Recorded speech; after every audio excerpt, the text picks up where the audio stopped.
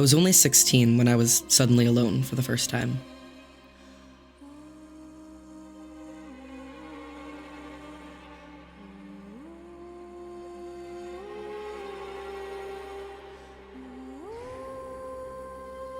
I hadn't been away from Tara in 8 years. Half of my life had been with her, and I had no one to blame but myself and my reckless obsession with making things right.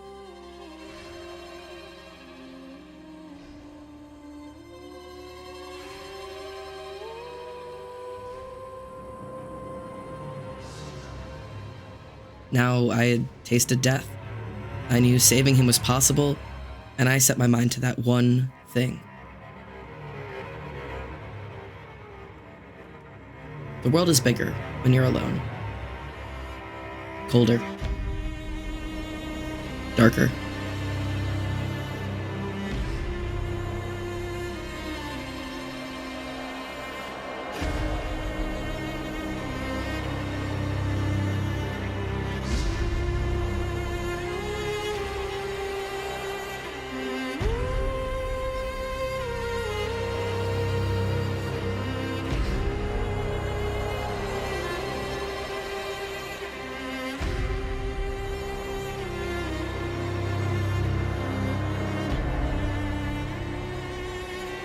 Where did you go?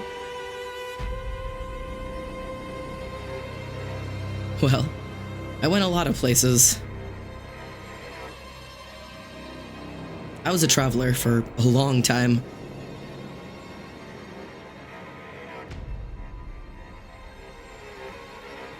To find Silas, I needed to earn my place in Valhalla, so I did what I could to try to make the world a better place. Whatever that meant. It didn't take long before I realized not all people are kind like the ones we had met in our small village.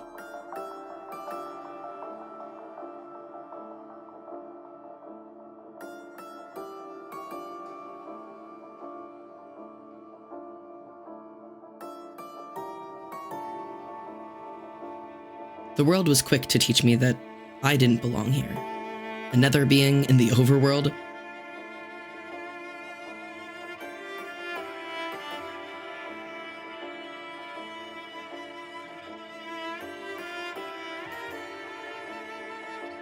I'd never thought of my horns or my eyes as dangerous until I saw how others looked at me.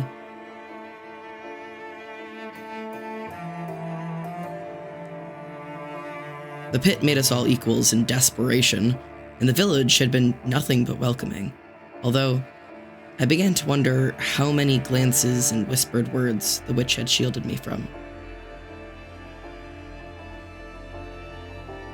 None of that mattered, though. I had a mission, a purpose, something to work for every day. In every shadow, around every corner, I sought after my place in Valhalla, my only path to Silas.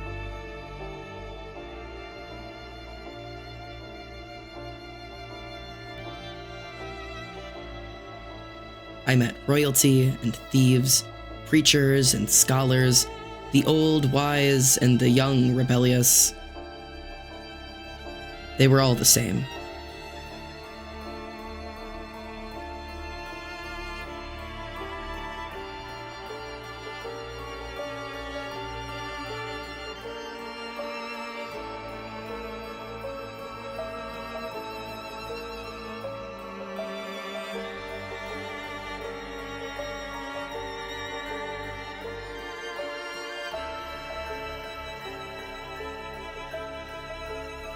I couldn't go home to Tara empty-handed, or it would have all been for nothing.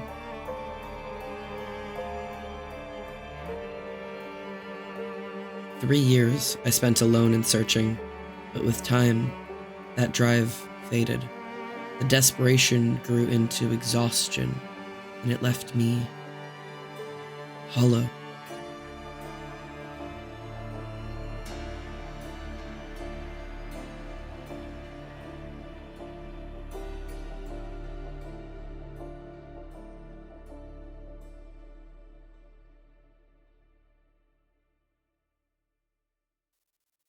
That's a long time to spend by yourself. If there was anything you wanted to say, now's your chance. We're all here to listen.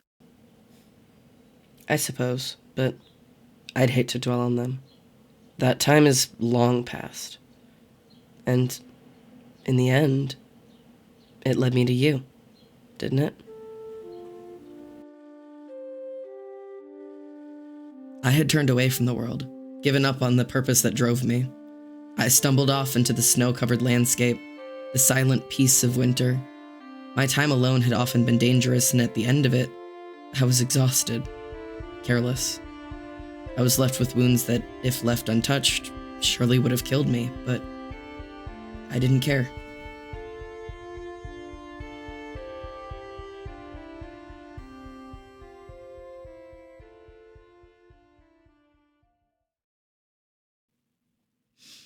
In my hazy state, I'm not sure how far I traveled, but suddenly what had been snow was instead grassy fields of green.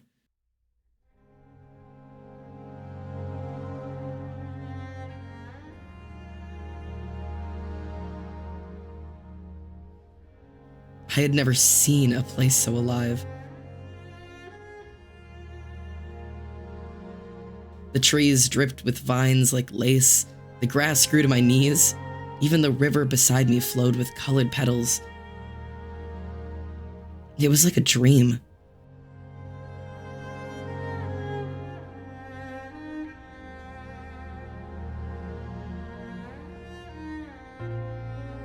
I fell to my knees when I first saw you by the river.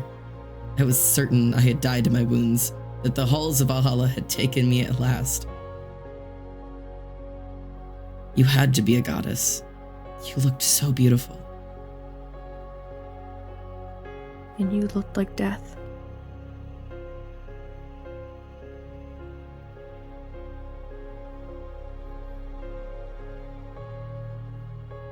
When I first saw Xander in my garden, I could not comprehend it.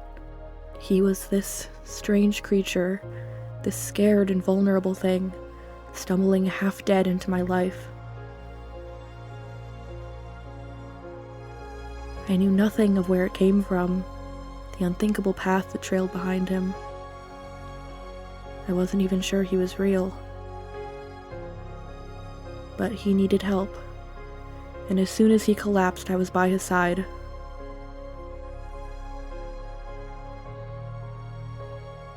At first, I only stared at the blood and the scars, the hair and the horns, the rise and fall of his chest growing weaker with every breath.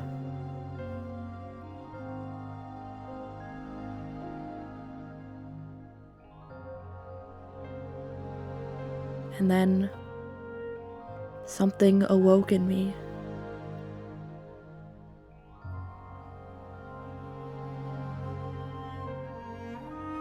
And suddenly the only thing I knew for certain was that I wanted him to live.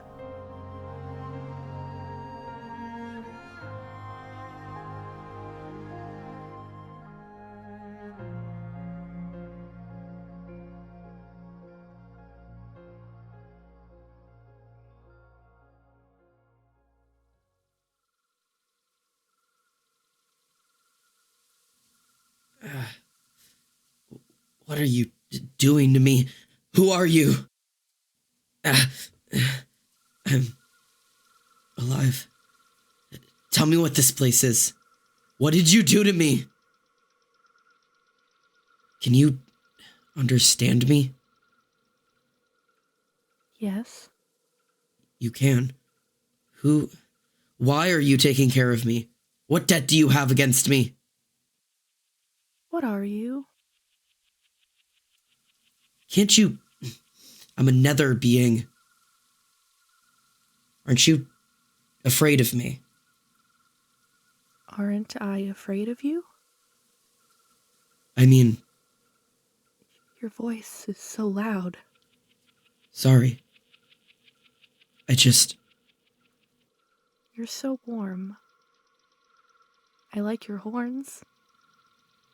My horns? And your eyes. Who are you? You're still bleeding. Here, lay back down. This is water from the river. I'm cleaning you to make sure nothing is infected. And then I'm going to rewrap your wounds with fresh leaves. The pain should start to lessen.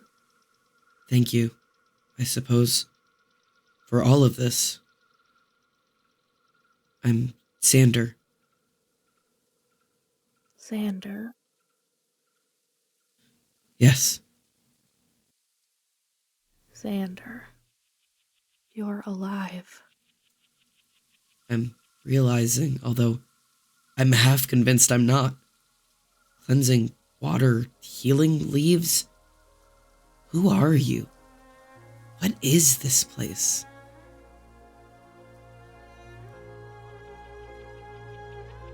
Home.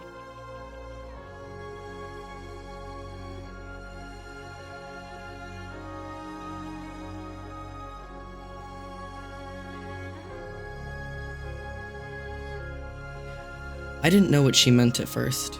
How this garden could be anyone's home was beyond me.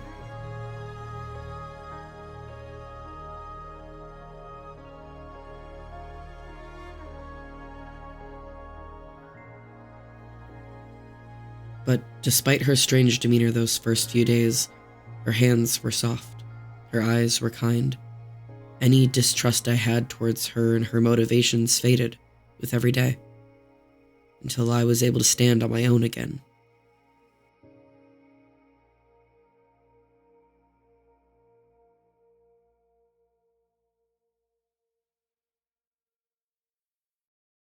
Xander. Your wounds are hardly visible, and it seems you've found the strength to walk again. You're much better now.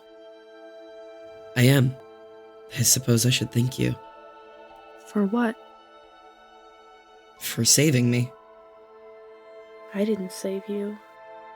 You did that yourself. It's perfect, isn't it? It really is. I've never seen a place so serene. I'm gonna miss waking up here. Miss it? Why? Not many places, or many people, treat others so kindly, let alone for free. I was lucky you found me when you did, otherwise, I'm not sure I'd still be here. Still, I'd hate to leave with my life in your debt. What can I do to repay you? Stay.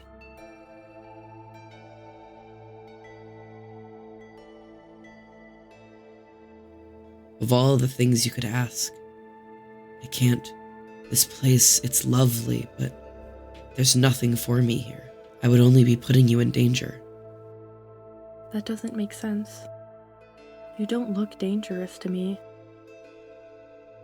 I appreciate your hospitality, but you wouldn't feel the same if you knew who I was. I'm not a victim. These wounds were the result of my own actions. I didn't deserve to survive, let alone stay here. I don't care where your wounds came from. I don't care what you've done to receive them. You're healing now, and that's all that matters. You don't mean that. Xander, I wasn't afraid when I found you, and I'm not afraid of you now. Those blades, your wounds, whatever darkness you carry within you, you don't need those things here. Please, allow yourself to rest. There's something I haven't finished. Something I still have to fix. Rest? I just don't know if that's something I deserve yet. If you didn't, you wouldn't be here. Please, stay. My life is in your debt. If you want me to spend it here, then I will. For as long as you'll have me, I'll stay. On one condition. Condition? if I'm going to stay here, I want to know you. I want to know your name. My name is Olive. It's nice to meet you, Olive. The piece of the garden was so different from the time I had spent alone. For a while, I couldn't bring myself to be a part of it.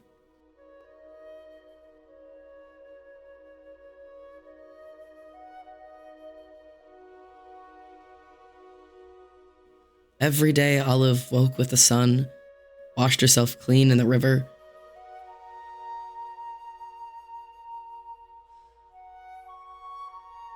She walked the winding paths of the forest, watered the flowers in the garden beds, ate fruit from the trees.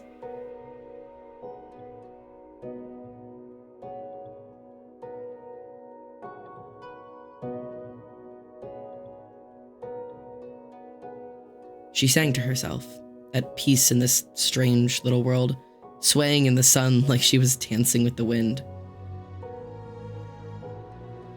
So often, I found myself staring longingly, wishing I could be swaying at her side, but fearing that the peace of the garden would shatter under my touch.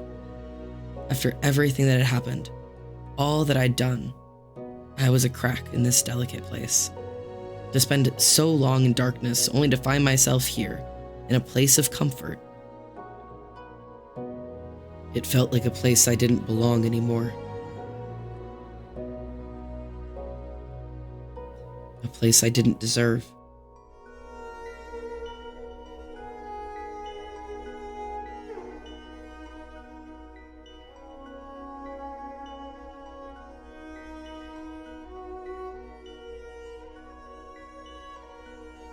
And yet, when she caught me, she'd extend a hand and invite me to her side.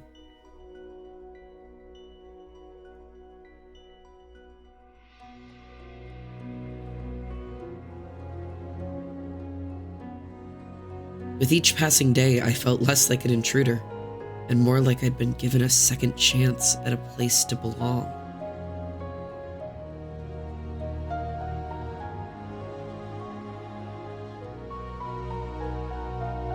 All I had to do was let go.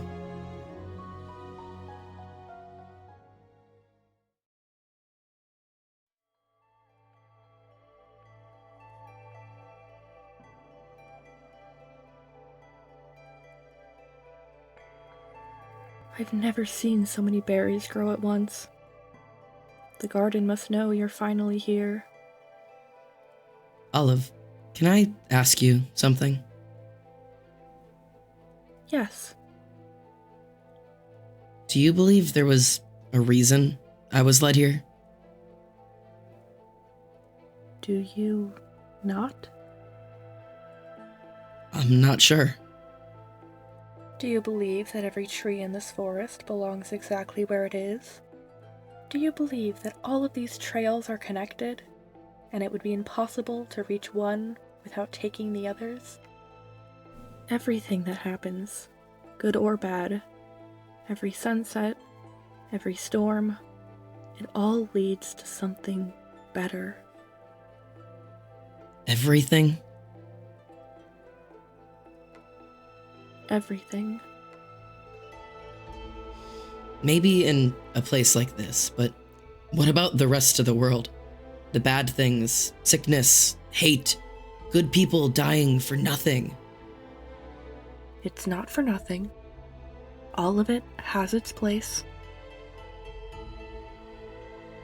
How can it be fair that there are people who do good, are good, deep down, and all they face is suffering? And what about the ones who die too young to ever see it be better? And there are people out there, people who kill and torment, who take children away from their homes. We're supposed to live with that? That's not for us to worry ourselves with.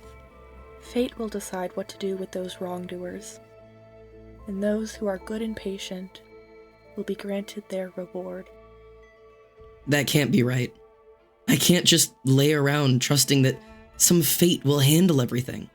I think sometimes people get what they deserve, sure, but I think more often you have to fight for it. Maybe there is some grand fate I don't understand, but that doesn't mean I can't try to make it right myself. And you may not understand it. Not yet. Not in this life. But look around. Look at where you're standing. Your past was not wrong, Xander. Whatever happened had to happen exactly as it did. And for all you have fought and suffered, you now have the chance to rest. Just like these paths we walk, fate will always lead us home.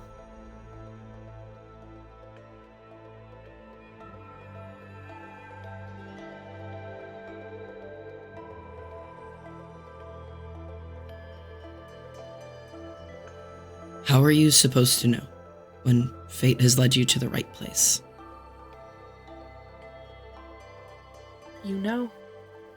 You feel it calling you at the end of everything, and when you need it the very most, the answer is staring directly at you. And until then, you have faith. You have faith that even if it doesn't make sense now, even if you're afraid, even if it hurts, that one day it will make sense. And all of it will be worth it. It will.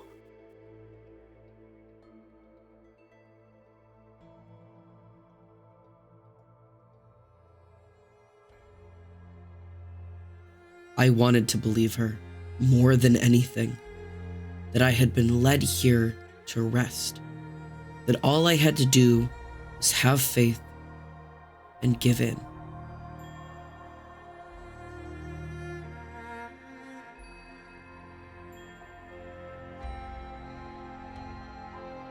That same day, I buried my past with my blades.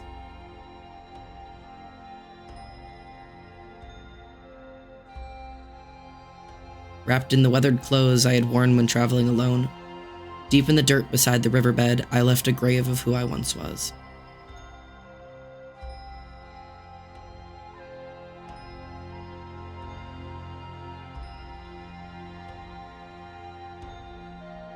Forgetting what I had lost really felt like healing, and for the first time, I welcomed it.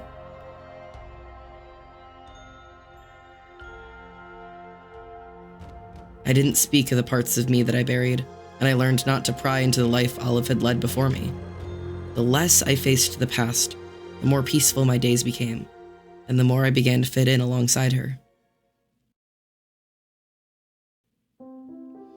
There was a magic here, unlike anything I'd heard of, a place frozen in time. There was nothing I had to do, no one I had to be. And he was perfect. Everything I'd ever dreamed of. And so much more. It was spring, endlessly blooming in the perfect weather, endlessly quiet and serene. Quiet for you, maybe. For me, it was loud. Rich and vivid and vibrant. We built our own little world together, laughing and playing like children, eternally young.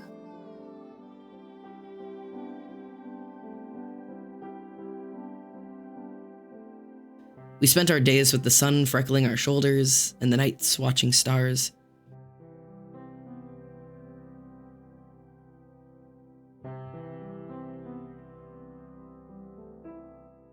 The trees seemed to shelter us from any rainstorms, the leaves bending to create a canopy over our heads.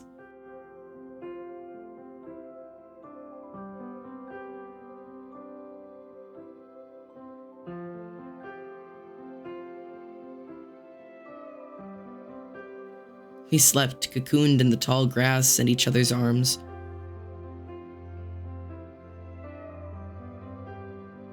No matter the time of day, I could find her, lay my head in her lap, and the world would fade away. What I deserved what I had done, what I was, that didn't matter anymore. This was my fate.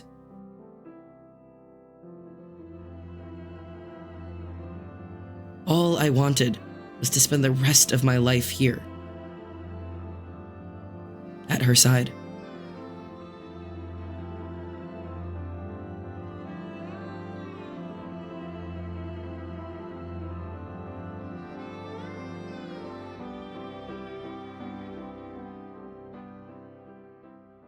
I learned quickly that Xander was a storyteller.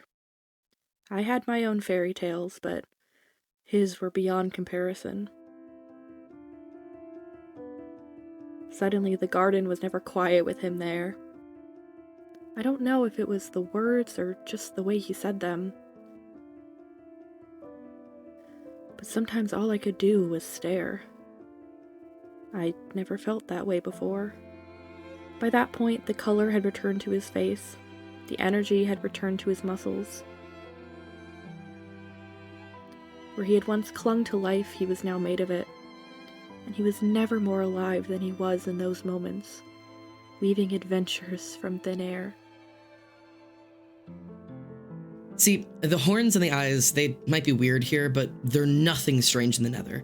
It's a place like nowhere you've ever seen before, I swear. There are these giant creatures called ghasts that float above everything, and towering cliffs that drop off into lakes of lava as far as you can see. There are massive trees, just like here, but they're blue. They stand out because they're really the only blue there. There's no water, no open sky.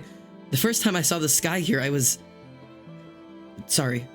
Anyways, it really is a magical place. I can hardly imagine it. It sounds beautiful. It is. You'd have to see it to believe it. Maybe someday we could travel. I could find a way there, take you with me. There's so much we could see together. That's kind of you to offer. I think what I have here is beyond anything else the world could offer me. It is every privilege of mine to live within these walls, to be able to watch over it as it grows. And it takes care of me, too. And now it takes care of us. I suppose I understand. This garden really is unlike anything I've seen. And it's an honor I get to be welcomed into this place with you. I never found a way to ask when I first came here, but why did you ask me to stay? Because you are remarkable to me. I've never seen someone look at the world the way that you do. And how do I look at the world? Like it belongs to you? Like you created it with your hands? And there was nothing wrong with it that you couldn't somehow fix? It's incredible. This hope of yours. That this childlike wonder has not yet been stolen. It had been. When I stumbled here, that hope had died long ago. But I found it again. And it's because of you. Me? Yes. The way that you took me in, selflessly cared for me, forgave me, gave me a second chance at life. You reminded me that there is goodness, kindness out there. You gave me hope again. Even after everything I did, how could I be worthy of a life like this? You're worthy of it just by existing. By being exactly who you are. I'm so glad you're here, Xander. You make this place complete. I'd never ask for anything more. Us, here together. This is enough. I want so badly to believe that's true. But if this is to be my home as well, I think it's fair to open up. To let you know me. The real me. I told you before. I don't need to.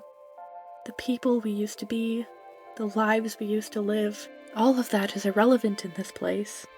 All I see is the person before me. And I know him. I trust him. And I trust you. But I see only who you are now.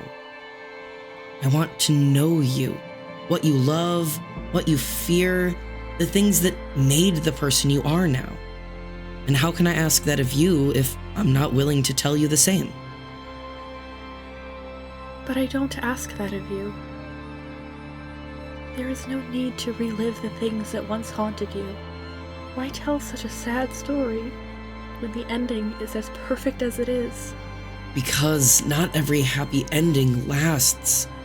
You know only the parts of me I share, the stories I've been willing to tell you. But there's more to me, darker secrets. There's things I'm ashamed of. There is no reason to be ashamed. I don't care who you were. Your life before this means nothing to me. Then please, if I can just tell you, if you can see me for what I am. Xander. I nearly had a happy ending before, Xander. and I ruined it by hiding away. Xander. I won't do that again. Not like I did to Tara. No!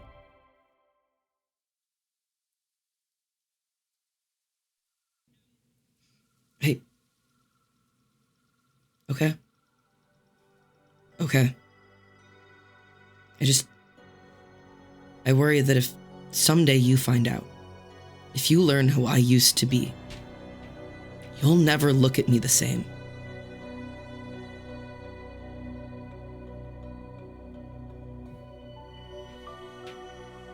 Then I won't learn. It would make no difference, would it? There is nothing you could have done that I would not forgive you for. The garden had been a place of complete acceptance, a place so unlike my life before. There were no rules, no conditions to survive. That was, until the past was mentioned, and the one rule settled into place like a gaping ravine. The past was not to be touched, nothing more than surface level, the briefest mentions of happy memories.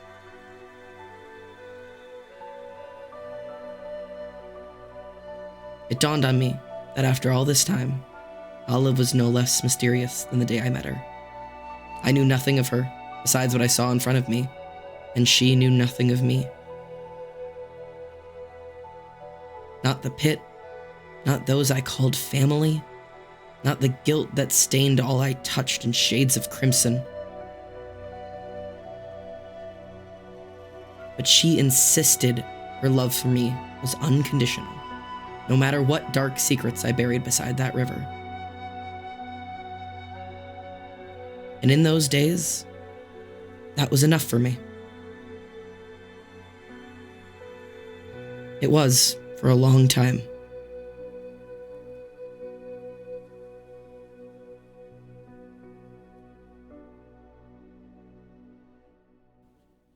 Those early days were such a blur. We were strangers, and then suddenly we were us. I always wondered how I didn't notice, but looking back... You didn't tell them the truth. Yes, I did. The time before you found me? The time you spent making the world a better place? Xander, please. We need this out in the open so we can be free of it. That's the whole point of all of this. Yes, I know. And everything I said was true. Look, Olive, didn't we agree? Leave out some of the details, you know, for the sake of not scarring the children? I can't. They look up to me. They need me to be a leader, not that. But it happened. It can't be undone, but this is our chance, your chance, to leave it behind.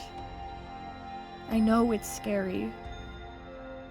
There's been so much darkness and terror in our lives, but we know how it all ends.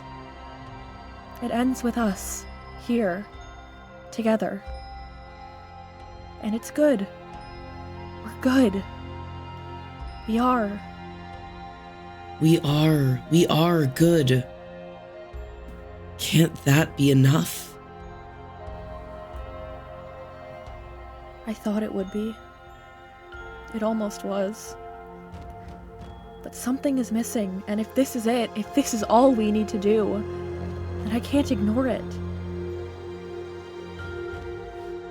Why now? Why, after all this time, do I have to face that? You were the one who said it didn't matter who I had been, only who I was now, that I shouldn't dwell in that past. We have everything here. Why tell a sad story when it ends so perfectly?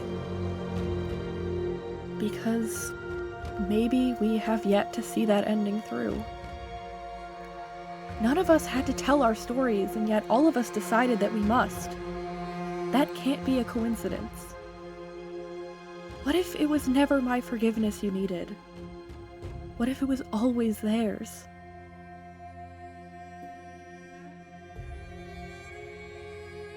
I am doing my best. We are all reliving things we never wanted to think of again. I'm trying to give them everything they need to know, even my worst moments in the village, but I can't. Not now. Not that.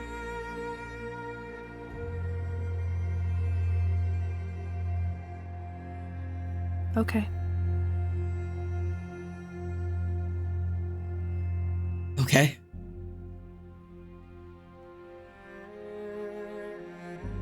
We'll remember the best parts instead. The way we always have. Olive, I'm sorry. I know.